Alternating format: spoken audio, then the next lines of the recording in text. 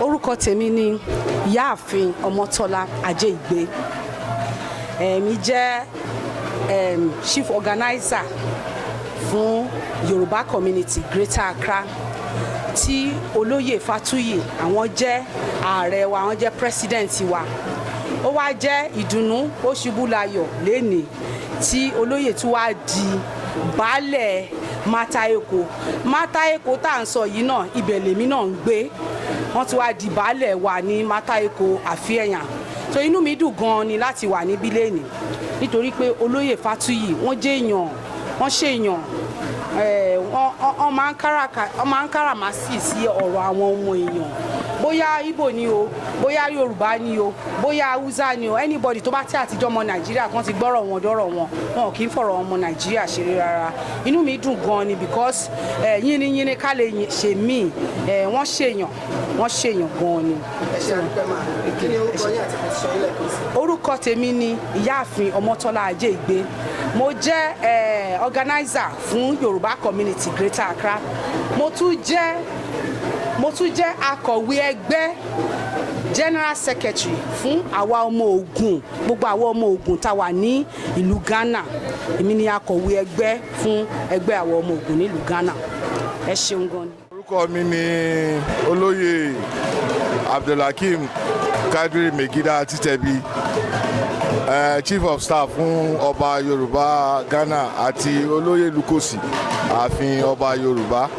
Léni à ń fi ọ̀kan lára ọmọ bíbí Yorùbá jẹ oyè baálẹ̀ àdúgbò kan ní orílẹ̀-èdè Ghana. Àdúgbò yẹn à ń pè ní Mataeko Àfíẹ̀yàn ní ẹ̀gbẹ́ ìlú Tema, ẹ̀gbẹ́ ìlú Àṣàmà. Òun là ń fi oyè baálẹ̀ dá lọ́lá. Olóyè Fatuyi jẹ́ ẹnìkan tí ó jẹ́ ògbóǹtagì nínú àwọn ọmọ bíbí Yorùbá tó dẹ̀ gbé àṣà lárugẹ. Ọlá kòkárì ní kábíyèsí wa wò pé irú èèyàn bẹ́ẹ̀ àìbí tí ó ń gbé wọ́n gbọ́dọ̀ mọ ipa tí ó ń kó láti gbé àṣà Yorùbá ga ní orílẹ̀-èdè Ghana.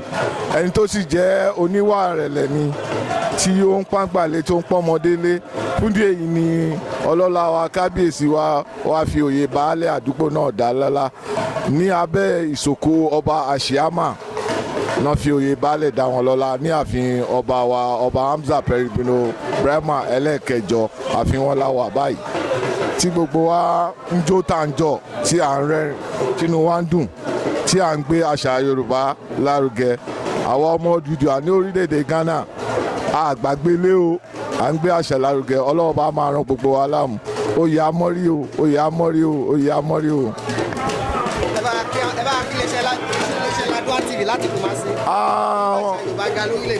Adúpẹ́. Ààrẹ Dr. Saheed Smith, Ààrẹ Ọ̀nà Kakanfò tìlú Ghana níbí.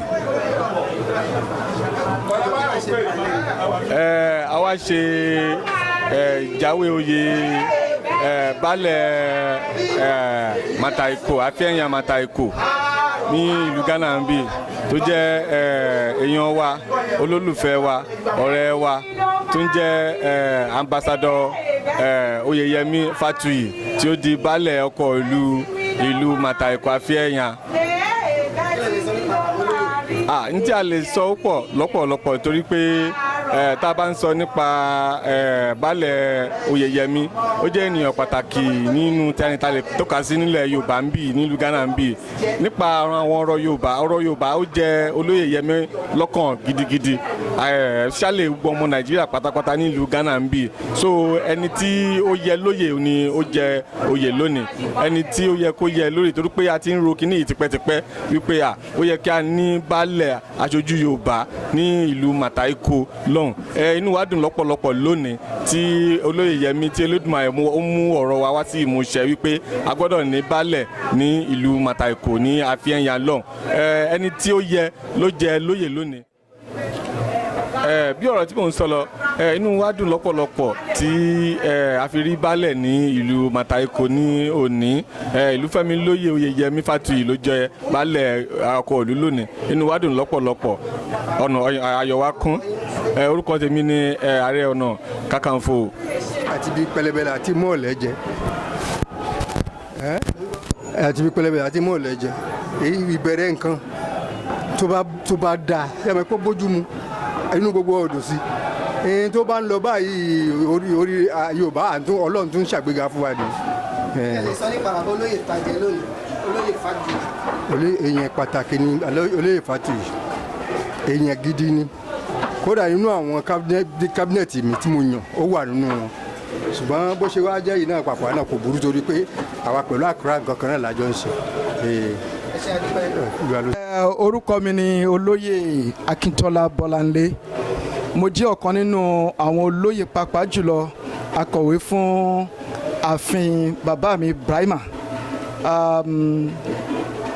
Amsa Pregino Ibrahima 8 mo jẹ́ ọ̀kan nínú àwọn olóyè ààfin yìí mo dẹ̀ tún jẹ́ secretary fún All Nigerian Community pẹ̀lú àṣẹ Olódùmarè àwa náà jẹ́ ọ̀kan nínú àwọn ọmọ káàrọ̀-òjíire tí ó ń ṣe takuntakun àti ìyá mẹ́fà nínú àlàáfíà ìgbésókè àti ìtẹ̀síwájú ọmọ káàrọ̀-òjíire ní orílẹ̀-èdè yìí.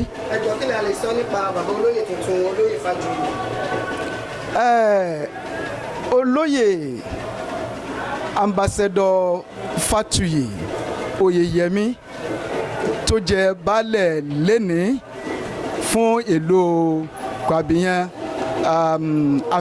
Afẹ́yàn Mataiko ó jẹ́ ẹnìkan tó yẹ pé ìlú mọ̀ gidigidi ó jẹ́ ààrẹ fún ọmọ Yorùbá ti Greater Accra fún bíi nífún títí bí a ṣe ń sọ̀rọ̀ yìí àwọn sì ni ààrẹ fún ọmọ Yorùbá ní Greater Accra.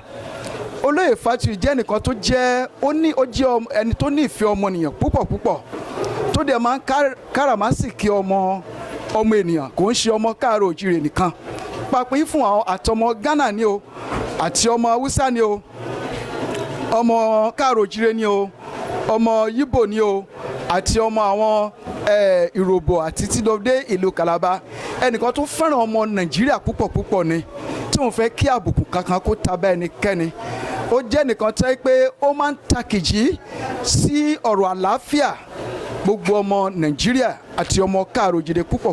ẹ ṣe àdúpẹ́ sí Ọlọ́run ajẹ́kárí yín pẹ́ ẹjọ́ kí ló kọ́ nílẹ̀ kan sí àtòyè yín. Orúkọ mi ni olóyè Akíntọ́lá Bọ́láńlé èmi ni chief olóyè Ṣọbalójú fún kábíyèsí mi Alhaji ọba Amsa Pregino Ibrahima 8 ní ìlú Accra